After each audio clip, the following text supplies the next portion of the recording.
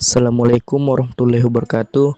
Saya dari kelompok 4 ingin membacakan materi yang kami telah buat adalah zina. Adapun yang akan kami bahas: 1. Pengertian zina. 2. Status hukum zina. 3. Dasar penetapan hukum zina. 4. Macam-macam zina. 5. Hikmah diharamkannya zina. Sebelum itu, saya akan membacakan nama kelompok saya. 1. Sulfikri. 2. Nashwan. 3. Faldin. 4. Amril. 5. Arif. 6. Aksa. 7. Fahri. Baiklah, langsung saja. Pengertian zina. Zina adalah persetubuhan antara laki-laki dan perempuan yang tidak terikat hubungan pernikahan atau perkawinan yang sah. Zina adalah masuknya kelamin laki-laki ke dalam farji terlarang karena zatnya tanpa ada subhat dan disenangi menurut tabiatnya. 1. Klausul definisi. A. Ke dalam farji adalah tidak termasuk liwat atau sodomi atau hubungan anal. B. Tanpa syubhat adalah tidak termasuk hubungan intim yang dikira sah atau misalnya dengan wanita yang disangka istri sendiri. 2. Hubungan dengan kontrasepsi. A. Tetap diharamkan meskipun menggunakan alat kontrasepsi. B. Tetap diharamkan bila dilakukan terhadap wanita lain atau bukan istri, termasuk hubungan bebas antar remaja. Walaupun ilat hukum berupa tercampurnya nasab atau ikhtilat al-nasab, dalam hal ini mungkin dapat dihindari, tapi perbuatan tersebut tetap merupakan perbuatan yang diharamkan. Artinya termasuk tindak perzinaan walaupun dilakukan dengan memakai penghalang tipis atau seperti alat kontrasepsi. 2. Status hukum zina. Para ulama sepakat bahwa zina hukumnya haram dan termasuk salah satu bentuk dosa besar. Dasar hukum zina. Quran Surah Al-Isra ayat 32 yang berbunyi wala taqrabuz zina innahu kana fahisyatan wa sa'a sabila. Artinya, dan janganlah kamu mendekati zina. Zina itu sungguh suatu perbuatan keji dan suatu jalan yang buruk. Dasar penetapan hukum zina.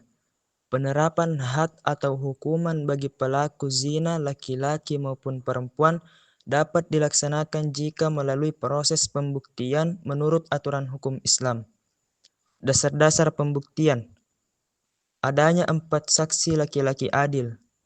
Kesaksian harus sama dalam hal tempat, waktu, pelaku, dan cara melakukannya. Dalam Al-Quran Surah An-Nisa ayat 15 dijelaskan, wallati ya'tinal fahishatan min nisaikum fastashhidu alaihinna arba'atan minkum fa in syahidu fa amsikuhunna fil buyuti hatta yutawaffahunnal mautu aw yaj'alallahu lahunna sabila. Artinya, dan para perempuan yang melakukan perbuatan keji di antara perempuan-perempuan kamu, hendaklah terhadap mereka ada 4 orang saksi di antara kamu yang menyaksikannya. Apabila mereka telah memberi kesaksian, maka kurunglah mereka perempuan itu dalam rumah sampai mereka menemui ajalnya atau sampai Allah memberi jalan yang lain kepadanya. Pengakuan pelaku zina. Hadis riwayat Al-Bukhari an Jabir bin Abdullah al-Ansari anna rajulani min Aslam ata Rasulullah sallallahu alaihi wasallam fahaddathahu annahu qad zana fashahida ala nafsihi 4 syahadati faamara bihi Rasulullah sallallahu alaihi wasallam farujima wa kana qad uhsin. Artinya, dari Jabir bin Abdullah al-Ansari radhiyallahu anhu bahwa seorang laki-laki dari Bani Aslam datang kepada Rasulullah sallallahu alaihi wasallam dan menceritakan bahwa ia telah berzina. Pengakuan ini diucapkan 4 kali Kemudian Rasulullah Shallallahu Alaihi Wasallam menyuruh supaya orang tersebut dirajam dan orang tersebut adalah muhsan. Kehamilan, perbedaan pendapat ulama. Sebagian ulama berpendapat bahwa kehamilan perempuan tanpa suami dapat dijadikan dasar penetapan perbuatan zina.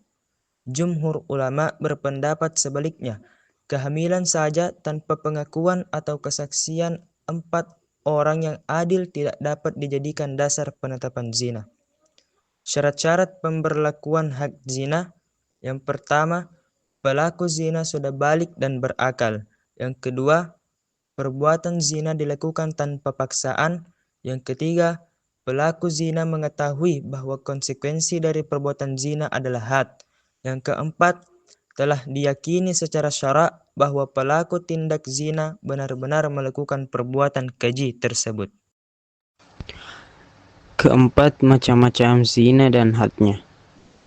Zina muhsan, perbuatan zina yang dilakukan oleh seorang yang sudah menikah seperti suami, istri, janda atau duda. Hadnya rajam atau dilempari batu hingga mati. Zina gairu muhsan, zina yang dilakukan oleh seseorang yang belum pernah menikah. Hadnya cambukan 100 kali. Hukuman tambahan, perbedaan pendapat ulama. Imam Syafi'i dan Imam Ahmad cambuk 100 kali dan pengasingan selama 1 tahun.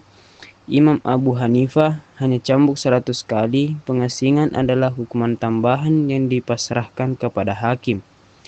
Imam Malik dan Imam Auza'i cambuk 100 kali dan pengasingan selama 1 tahun untuk pezina laki-laki merdeka gairu muhsan. Hanya cambuk 100 kali untuk pezina perempuan merdeka gairu muhsan tidak diasingkan. Dan adapun dalilnya dalam Quran surah An-Nur ayat 2 yang berbunyi Az-zaniyatu waz-zani fajlidu kulla wahidin minhuma mi'ata jaldah wa la ta'khudkum bihima ra'fatun fi dinillahi in kuntum tu'minuna billahi wal yawmil akhir wal yashhad 'adzabahuma ta'ifatun minal mu'minin. Artinya, pezina perempuan dan pezina laki-laki darahlah masing-masing dari keduanya 100 kali. Dan janganlah merasa balas kasihan kepada keduanya, mencegah kamu untuk menjalankan agama hukum Allah. Jika kamu beriman kepada Allah dan hari kemudian, dan hendaklah pelaksanaan hukuman mereka disaksikan oleh sebagian orang-orang yang beriman. Adapun hadis riwayat Al-Bukhari yang mengatakan dari Zaid bin Khalid Al-Juhaini, dia berkata, saya mendengar Nabi menyuruh agar orang yang berzina dan ia bukan muhsan didera 100 kali dan diasingkan selama 1 tahun. 5. Hikmah diharamkannya zina. Zina merupakan sumber berbagai tindak kemaksiatan. Hikmah terpenting diharamkannya zina adalah yang pertama, memelihara dan menjaga keturunan dengan baik. Yang kedua, menjaga harga diri dan kehormatan manusia. Yang ketiga, menjaga ketertiban dan keteraturan rumah tangga. 4. Memunculkan rasa kasih sayang terhadap anak yang dilahirkan dari pernikahan. Itulah pemaparan dari kelompok kami. Lebih dan kurangnya mohon dimaafkan. Assalamualaikum warahmatullahi wabarakatuh.